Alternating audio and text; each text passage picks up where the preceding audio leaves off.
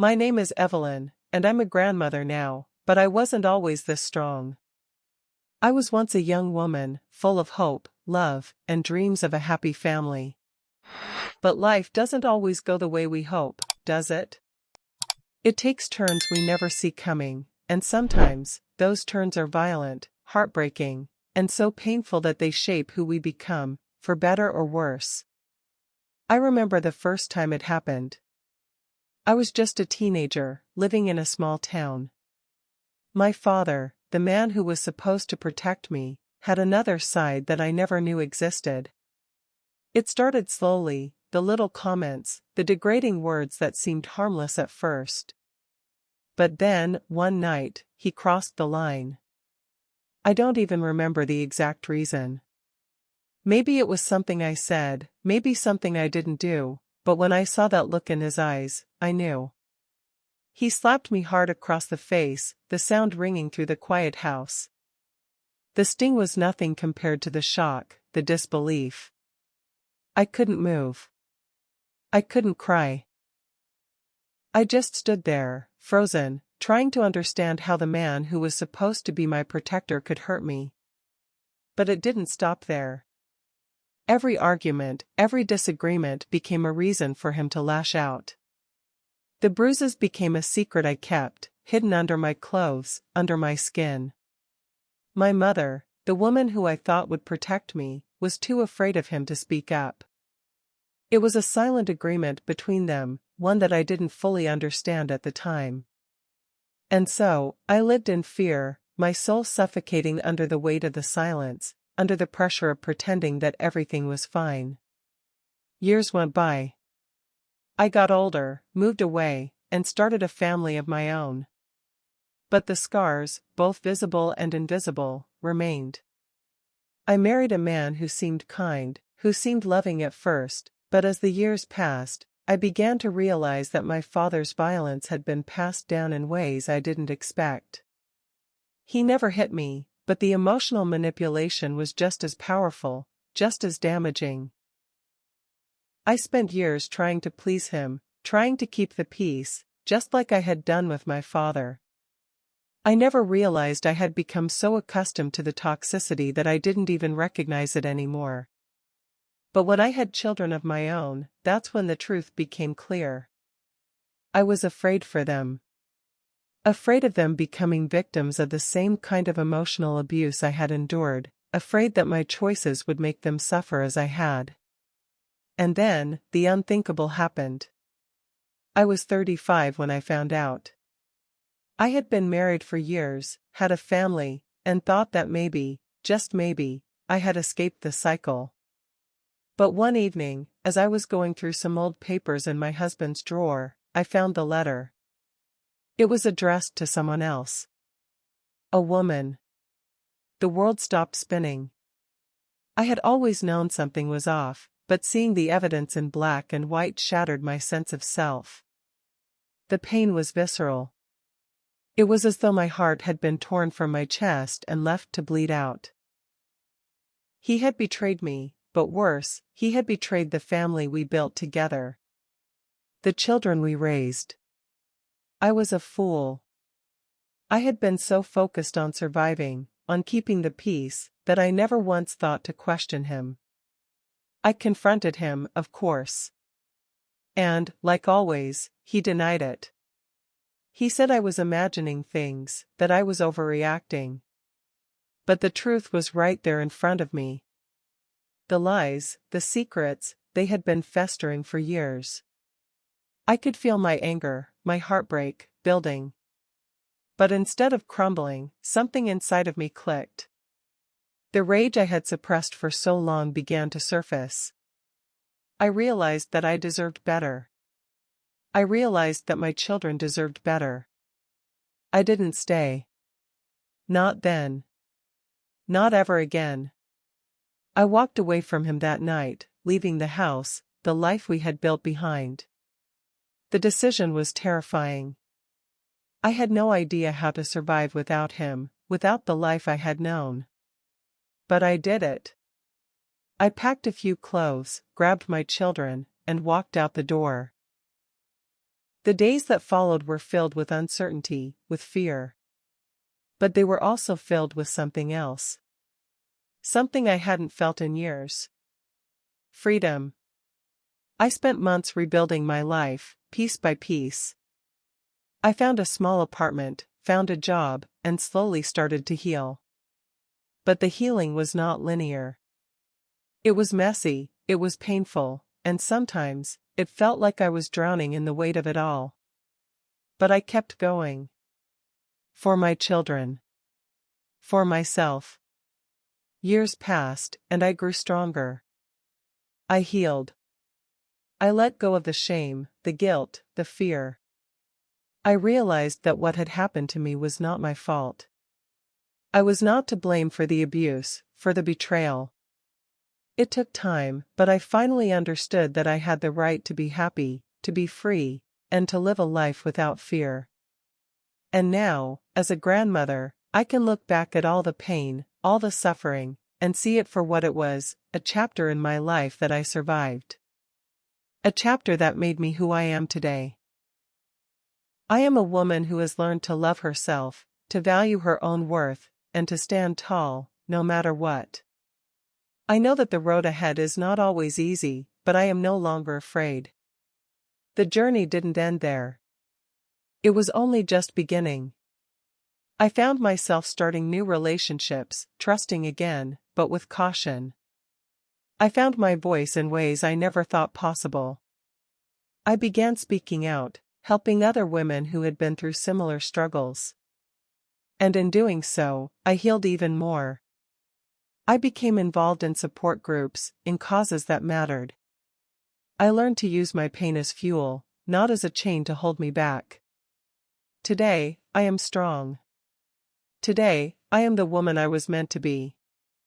And though the past will always be a part of me, it no longer defines me. One of the hardest lessons I had to learn on my journey was forgiveness. At first, the idea of forgiving those who had wronged me seemed impossible. My father, my ex-husband, they had both betrayed me in ways that were unimaginable. How could I forgive them for the pain they caused? How could I look at them without seeing the scars they had left on my soul? But as the years passed, I began to realize that forgiveness was not for them. It was for me. It was a way to free myself from the chains of bitterness, anger, and resentment that had bound me for so long. Forgiveness didn't mean excusing their actions. It didn't mean pretending the abuse and betrayal didn't happen. It meant releasing the hold that anger had on me. It meant taking back my power. And when I forgave them, it wasn't because they deserved it, it was because I deserved peace. The first step was forgiving my father. I thought about it for a long time before I was ready. He was the man who had broken me when I was young, the man who had stolen my childhood. But the truth was, I couldn't change what had happened. The only thing I had control over was how I chose to move forward. And so, I forgave him. Not because he had apologized, but because I needed to let go of the grip that his actions had on me. Next came my ex-husband. His betrayal cut deep, and it took years for the scars to heal. But eventually, I realized that carrying the anger, the bitterness, was only hurting me. Forgiving him didn't mean I would welcome him back into my life, but it did mean that I was no longer letting him control my emotions, my future. Forgiveness set me free. For years, I had defined myself through the roles I played, as a wife, a mother, a daughter. But in those roles, I had forgotten who I was at my core. When I walked away from my marriage and my past, I had to start over. I had to rediscover who Evelyn was, outside of the trauma, outside of the labels. It was a process of peeling back layers, of shedding the person I had become out of survival, and reconnecting with the woman I had been before the world had broken her. I spent time alone, reflecting on my passions, my dreams, the things I had once loved but had abandoned in order to please others. I started painting again, something I hadn't done since I was a child. I began writing, pouring my feelings onto paper. Slowly, I began to rebuild my identity, piece by piece. I started seeing myself not as a victim, but as a survivor, someone who had endured and emerged stronger. I found that I didn't need anyone else to validate my worth. I was enough on my own. I wasn't sure I would ever love again. After the betrayal of my ex-husband, I felt like I had been gutted. The thought of opening my heart to someone else seemed terrifying. How could I trust again? How could I allow myself to be vulnerable, knowing the pain it could cause? But life has a funny way of surprising you when you least expect it. I met someone new. His name was Thomas. He was kind, patient, and understanding. But more than that, he was gentle with me in ways I had never experienced before.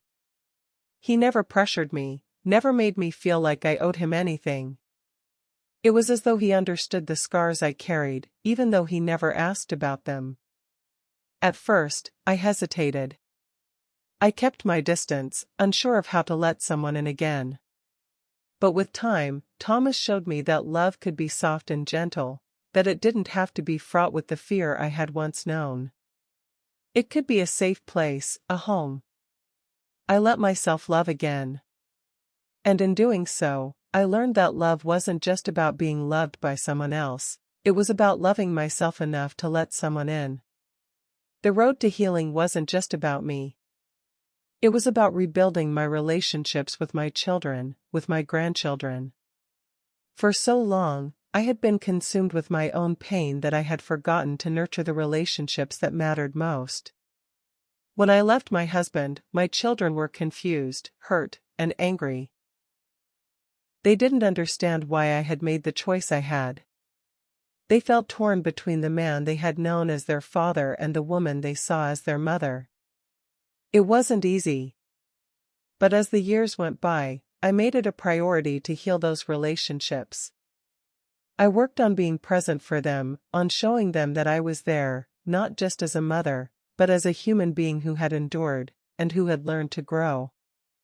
I became the grandmother I had always wanted to be, loving, kind, and understanding. I made sure my grandchildren knew they were loved, no matter what. I spent time with them, nurturing their hearts, teaching them the lessons I had learned the hard way. I told them stories of strength, resilience, and hope. And I made sure they understood that no one, no matter how close, had the right to hurt them. Through my healing, my family began to heal as well. As I began to heal, I realized that my story could help others. I had lived through so much pain, so much betrayal, but I had come out the other side. I wanted to show others that they, too, could survive. I started sharing my story, first with close friends, then in support groups, and eventually, in public spaces. I shared the raw, ugly truth of what I had endured, not for sympathy, but to show others that they weren't alone. The more I spoke, the more I realized that my story was not just my own. It was the story of so many women, so many people, who had endured abuse, betrayal, and pain. And by sharing it, I was helping to break the silence. There are wounds that are invisible. The kind that no one can see, but that bleed just as much as physical ones. The wounds of the heart, of the soul, that take years to heal. For me, those wounds took time to address. I spent years repressing my feelings, burying them under the weight of survival. But as I got older, I began to realize that true healing required me to face those wounds head-on. It wasn't easy. Some days, the memories came flooding back, and the pain felt unbearable. But with each tear, with each painful remembrance, I grew stronger. I was no longer running from my past, I was embracing it. I was acknowledging the pain, the hurt, but also the strength that had come from surviving it.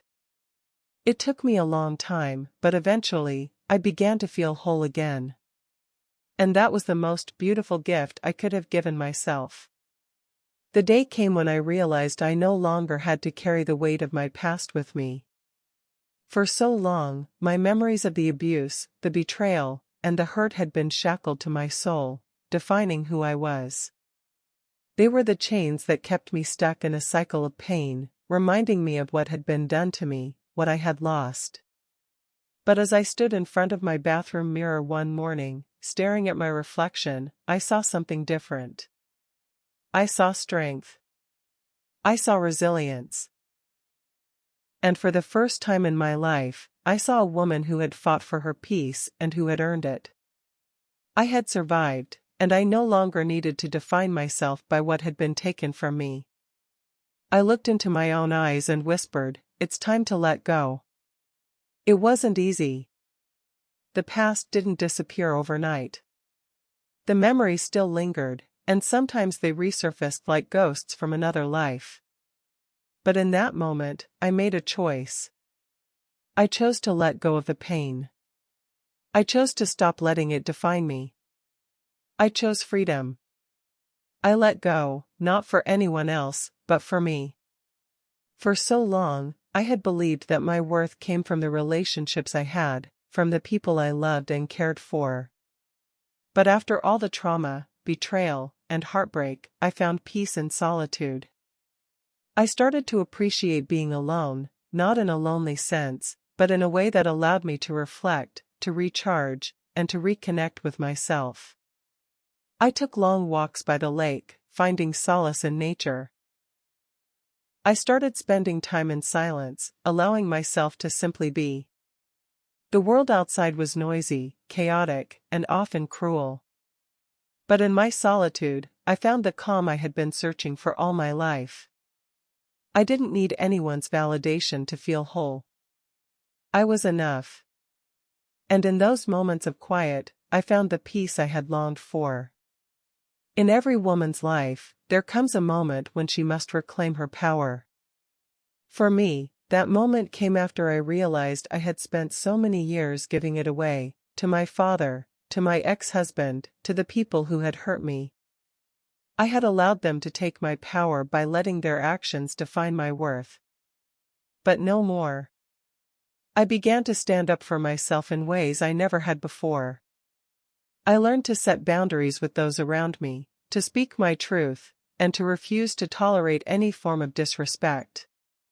I was no longer afraid to assert myself, to stand up for my needs, my wants, and my rights. I had been broken, but I had been rebuilt stronger than I ever thought possible. I had a voice now, and I was going to use it. As the years passed, I started to shift my focus from what I had lost to what I could build. I began working on leaving a legacy, not defined by my pain, but by my strength, my perseverance, and my capacity to love. I spent time with my grandchildren, sharing stories of survival, hope, and resilience. I wanted them to know that they could overcome anything, just like I had. I wanted them to know that their worth was not tied to anyone else's opinion of them. They were enough. They were strong. My legacy was no longer about the damage done to me, it was about the power I had reclaimed, the lessons I had learned, and the love I had for my family. After all the betrayal, after all the broken trust, the idea of trusting anyone again seemed foreign. How could I open my heart to someone else after everything I had been through? The thought was terrifying. But life has a way of surprising you when you least expect it. Thomas, the man who had shown me what kindness truly looked like, was patient. He never pushed me, never asked me to move faster than I was ready. He allowed me to heal at my own pace, never rushing me, never expecting anything. And as time passed, I began to trust him. Trust wasn't about forgetting the pain or pretending the past hadn't happened. It was about knowing that, despite what I had endured, I could still be loved, still be valued, and still be treated with respect. Trust wasn't something I gave away lightly, but I learned that it wasn't a weakness. It was an act of bravery. One of the most empowering moments in my life came when I stood in my truth, unapologetically. I had spent so many years hiding parts of myself, hiding the pain, the trauma, and the shame. But standing in my truth meant embracing all of who I was, the broken parts and the whole ones. I no longer felt the need to justify my past or apologize for my journey. I was who I was because of everything I had survived. And that was something to be proud of, not ashamed of. The truth of my story was mine to tell, and I no longer cared if others understood it. I understood it. I had lived it.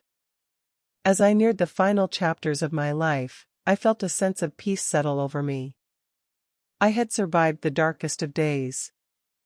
I had found light in the midst of the pain.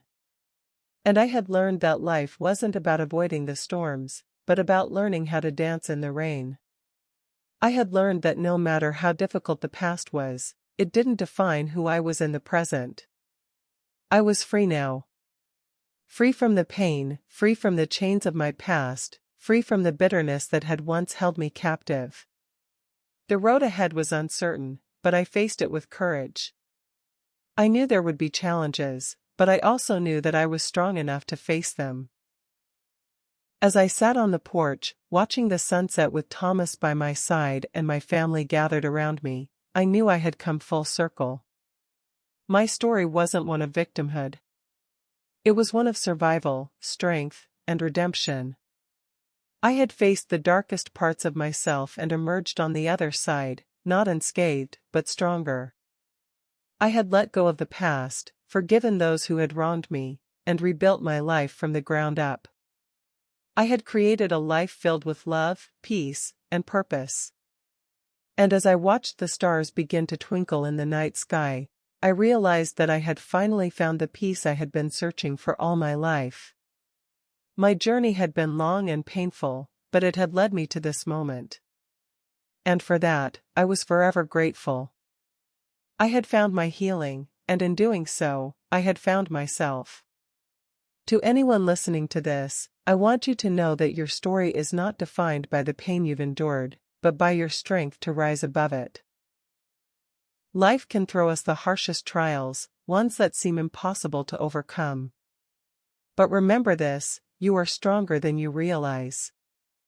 The scars you carry are not signs of weakness, they are reminders of your resilience. Never let anyone make you believe that you are less than you truly are.